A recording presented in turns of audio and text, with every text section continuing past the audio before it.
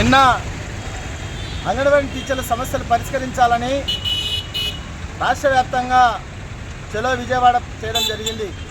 అయితే సమస్యలు గొంతెమ్మ కోరికలేం కోరడంలా ఇదే చంద్రబాబు గారు పెద్ద ఎత్తున అందరికీ అంగన్వాడీ టీచర్లకు అందరికీ వేతనాలు పెంచుతామని చెప్పడం జరిగింది. అంటే జగన్ గవర్నమెంట్లో హామీలు ఇచ్చి ఈరోజు అక్రమంగా అరెస్టులు చేపిస్తావా? ఇదేమి పద్ధతి అని మేము తెలియజేస్తున్నాం. ఈరోజు మహిళలకు రక్షణ అంటున్నావు, మహిళలకి మేము ఎండుదండుగా ఉంటున్నాం. ఓ మహిళా కార్పొరేట్స్ మహిళా అంగన్వాడీ టీచర్లందరినీ అరెస్ట్ చేయడం ఎంతవరకు నువ్వు మహిళలకి సపోర్ట్ చేస్తున్నావు? ఏమడుగుతున్నారు? వాళ్ళకు సంబంధించిన కనీస వేతనం 26,000 వేతనం అడుగుతున్నారు. అలాగే మాకు ప్రమోషన్లు ఇవ్వండి, మాకు అనేక మంది రిటైర్డ్ బెనిఫిట్స్ ఇవ్వండి అని అడుగుతా అంటే అక్రమంగా అరెస్ట్ చేసినాడు.